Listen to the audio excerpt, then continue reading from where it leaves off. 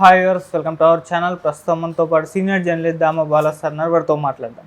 నమస్కారం. నమస్తే sir, KK survey మనకు తెలుసు, ఆంధ్రప్రదేశ్ ఎలక్షన్స్ కంటే ముందర ఆయన చెప్పిన సర్వే ప్రకారంగానే ఆ రిజల్ట్స్ రావడంతో ఒక్కసారి లైమ్ లైట్లోకి వచ్చారు, ఫేమ్ అయ్యారు కూడా. అయితే ఇప్పుడు ఆయన ఒక ఇంటర్వ్యూలో బీజేపీ గురించి చెప్పారు. సార్, బీజేపీ ఒక మునిగిపోయే నావ లాంటిది, లైక్ టైటానిక్ షిప్ లాంటిది. సో తొందరలో ఓడిపోతుంది, వచ్చే ఎలక్షన్స్ అన్నింటిలో కూడా ఓడిపోతుంది. దాంతో ట్రావెల్ చేయడం అటు టీడీపీకి జనసేనకి నష్టమే కానీ లాభాలు ఉండవని అంటున్నారు. మరి ఎంటర్గా చూసుకుంటే కేకే సర్వే ఎటువంటి ఇంపాక్ట్ చూపించే అవకాశం ఉంది ఆంధ్రప్రదేశ్లో?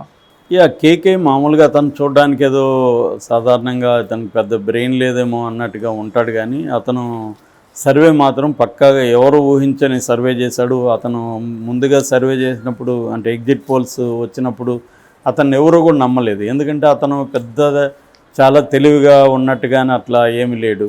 ఇతని సర్వే ఏంటి అనేది అందరూ అనుకున్నారు. సో మిగతా వాళ్ళంతా చాలా తెలివిగా అనలైజ్ చేయడం అవన్నీ చూసి వాళ్ళది కరెక్టేమో అనుకున్నారు. అతనేదో ముస్లిం పేరు మర్చిపోయాను నేను, ఆరామస్తాను. ఇలాంటి వాళ్ళు ఏంటంటే వాళ్ళ అనాలిసిస్, వాళ్ళు చెప్పే పద్ధతి ఆరామస్తాను కరెక్టేమో అని అందరూ అనుకున్నారు. ఇతను కేకేని ఎవరు పట్టించుకోలేదు. కానీ రివర్స్ జరిగింది. కేకే చెప్పింది 100% కరెక్ట్ అయింది, ఆరామస్తాను 100% ఫెయిల్యూర్ అయింది. సో దాంతో కేకే మీద అటెన్షన్ పెరిగింది. సో ఇప్పుడు అదే కేకే ఇప్పుడు ఎలక్షన్లు జరుగుతున్నాయి. ఆల్రెడీ మొన్న ఫస్ట్ పేజ్ జమ్మూ కాశ్మీర్లో జరిగింది, హర్యానాలో అక్టోబర్లో జరగబోతుంది, తర్వాత మహారాష్ట్రలో జరగబోతుంది, ఆ తర్వాత ఢిల్లీ ఉంది, జార్ఖండ్ ఉంది, తమిళనాడు ఉంది, వెస్ట్ బెంగాల్ ఉంది. వరుసగా మనకి దాదాపు 7 రాష్ట్రాల్లో ఎలక్షన్లు ఈ ఇయర్, నెక్స్ట్ ఇయర్ 2026 వరకు 7 రాష్ట్రాల్లో వరుసగా ఎన్నికలు జరగబోతున్నాయి. ఈ ఎన్నికలకు సంబంధించి కేకే నిన్న ఒక ఇంటర్వ్యూలో చెప్పాడు. అతను కొన్ని సంచలనమైన స్టేట్మెంట్స్ ఇచ్చాడు. అదేంటంటే బీజేపీ మునిగిపోయే నావా అని చెప్పాడు, టైటానిక్ షిప్ అన్నాడు. అంటే బీజేపీ మునిగిపోతుంది, బీజేపీని నమ్ముకున్న పార్టీలు కూడా ఇబ్బందుల్లోకి వెళ్తాయి, బీజేపీ నెగిటివ్ అంతా కూడా కాంగ్రెస్ పాజిటివ్ అవుతుంది అని చెప్పాడు. ముఖ్యంగా హర్యానా గురించి చెప్పాడు కేకే. హర్యానాలో 90 సీట్లు ఉన్నాయి, అసెంబ్లీ సీట్లు. 90 సీట్లకి బీజేపీ 89 సీట్స్కి పోటీ చేస్తుంది. హర్యానా లోకిత్ పార్టీ అది పోస్ట్ పోల్ అలయన్స్ పెట్టుకునే అవకాశం ఉంది. ఇటు కాంగ్రెస్, ఇటు ఆమ్ ఆద్మీ పార్టీ, వీళ్ళు విడివిడిగా పోటీ చేస్తున్నారు. వాళ్ళు కూడా పోస్ట్ పోల్ అలయన్స్ పెట్టుకునే అవకాశం ఉంది. ఎందుకంటే బీజేపీతో అయితే ఆమ్ ఆద్మీ పార్టీ కలవదు. ఆమ్ ఆద్మీ పార్టీకి కొన్ని సీట్లు, కాంగ్రెస్ కొన్ని సీట్లు వస్తే వాళ్ళిద్దరు కలిసి అలయన్స్తో అక్కడ గవర్నమెంట్ ఫామ్ చేస్తారు. సో మామూలుగా మిగతా సర్వేలు కూడా బీజేపీ అక్కడ రాదనే చెప్తున్నారు. కేకే కొండబద్దలు కొట్టాడు. ప్రతి 3 సీట్లలో 2 సీట్లలో బీజేపీ ఓడిపోతుందని చెప్తున్నాడు కేకే. సో దారుణంగా బీజేపీ ఓడిపోతుంది. బీజేపీ కేవలం హర్యానాలో కాదు, మహారాష్ట్రలో ఓడిపోతుంది, జార్ఖండ్లో ఓడిపోతుంది, తర్వాత ఎన్నికలు జరిగి ఢిల్లీలో ఓడిపోతుంది, తమిళనాడులో ఓడిపోతుంది, వెస్ట్ బెంగాల్లో ఓడిపోతుంది అని అతను చెప్తున్నాడు. 6 రాష్ట్రాల్లో తుడిచిపెట్టుకుపోతుంది బీజేపీ అని. ఆల్రెడీ వెస్ట్ బెంగాల్లో బీజేపీ లేదు, తమిళనాడులో లేదు, ఢిల్లీలో లేదు, మహారాష్ట్రలో కోయిలేషన్ ఉంది, హర్యానాలో ఉంది. సో వీటిల్లో జార్ఖండ్లో కూడా బీజేపీ లేదు. సో బీజేపీ ఉన్నది 2 చోట్లే, ఆ 2 కూడా కోల్పోయే అవకాశం ఉంది. అలాగే మిగతా 4 చోట్ల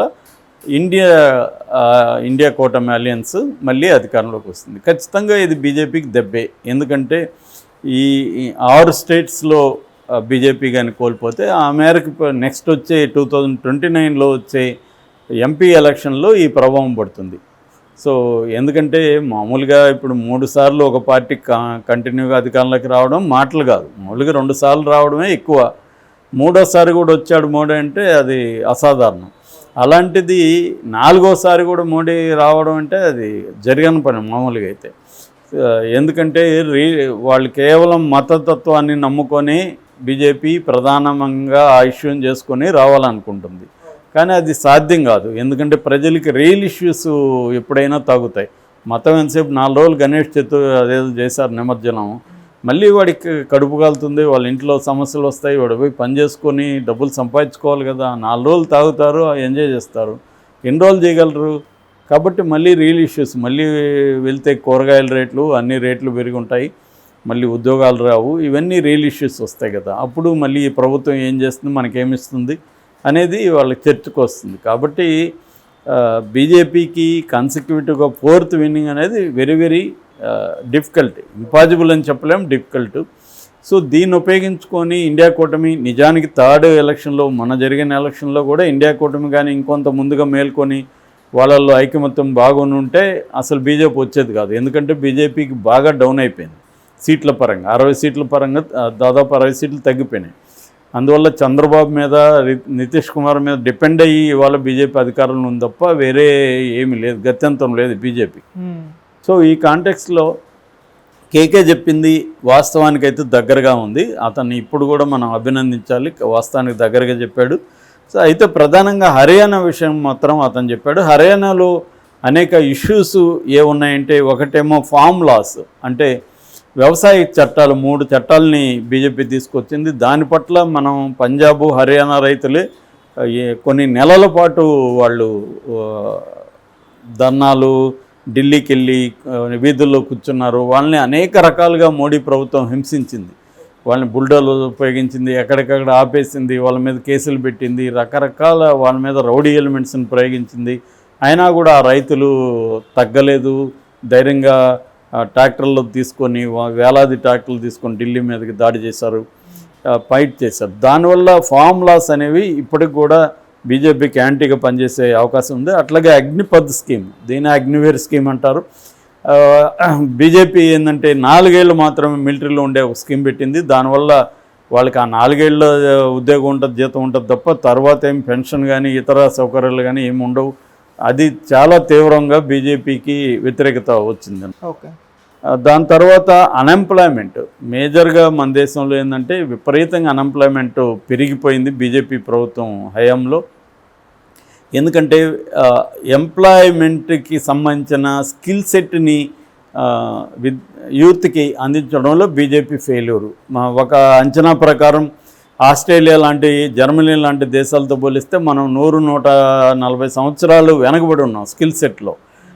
మనకి స్కిల్ ఫోర్స్ ఉంది, అంటే హ్యూమన్ రిసోర్స్ ఉంది, యూత్ ఉన్నారు, కానీ స్కిల్స్ లేవు.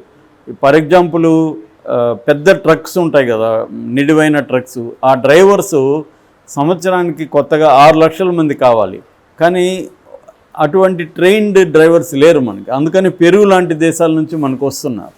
ఇలాగ అనేక విషయాల్లో స్కిల్ లేకుండా అన్ఎంప్లాయబిలిటీ అనేది బాగా పెరిగిపోయింది. రఘురామరాజన్ లాంటి వాళ్ళు అదే నొక్కి చెప్తున్నారు ఎప్పటి నుంచో.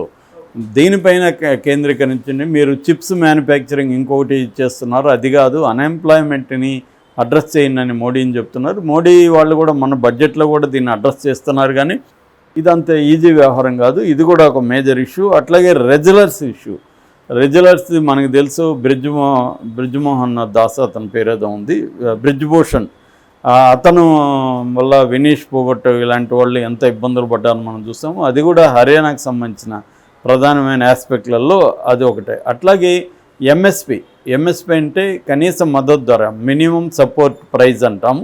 ఈ మినిమం సపోర్ట్ ప్రైజ్ రైతులకు అందించడంలో కూడా అక్కడ దారుణంగా ఫెయిల్ అయింది హర్యానా రాష్ట్ర ప్రభుత్వం. సో ఈ ఇష్యూస్ని కాంగ్రెస్ కానీ ఇటు ఆప్ కానీ ఇచ్చేసింది. అయితే కేకే చెప్పేది ఏంటంటే, హర్యానాలో కాంగ్రెస్కి బాగా ఎడ్జ్ ఉంది, బీజేపీ నెగిటివ్, బీజేపీకి ఉన్న యాంటీ ఇన్కంబెన్స్ అంతా కాంగ్రెస్కి వెళ్తుంది, ఆపుకు పోదని చెప్తున్నాడు. దీనికి ప్రధాన కారణం ఆపు లేటుగా ఎంటర్ అయింది, కేజ్రీవాల్ మొన్న ఎంటర్ అయ్యాడు, కాబట్టి ఇప్పటికిప్పుడు కేజ్రీవాల్కి అడ్వాంటేజ్ రావడం కష్టం అనేది కేకే ఇది. అది కూడా లాజికల్గా ఉంది కేకే చెప్పింది.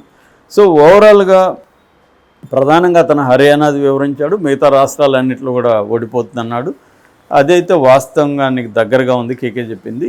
ఇది కానీ జరిగితే మాత్రం నెక్స్ట్ ఒకవేళ ఇండియా కూటమి వస్తే జగన్ కూడా ఇండియా కూటమి వైపు వెళ్ళే అవకాశాలు ఆల్రెడీ ఉన్నాయి. ఆ రకంగా నెక్స్ట్ 2029లో చంద్రబాబు కానీ పవన్ కళ్యాణ్ కానీ ఇబ్బందులు ఎదుర్కొనే అవకాశం అయితే బాగా ఉంది. ఎందుకంటే యాంటీ మోడీ అనేది వీళ్ళకి కూడా పనిచేస్తుంది.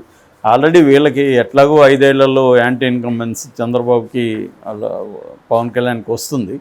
ఎందుకంటే వీళ్ళు చెప్పిన హామీలు ఏమి నెరవేర్చే పరిస్థితి లేదు. జగన్ 100 రోజుల్లో 87% నెరవేరినాయని ఈరోజు సాక్షి రాసింది.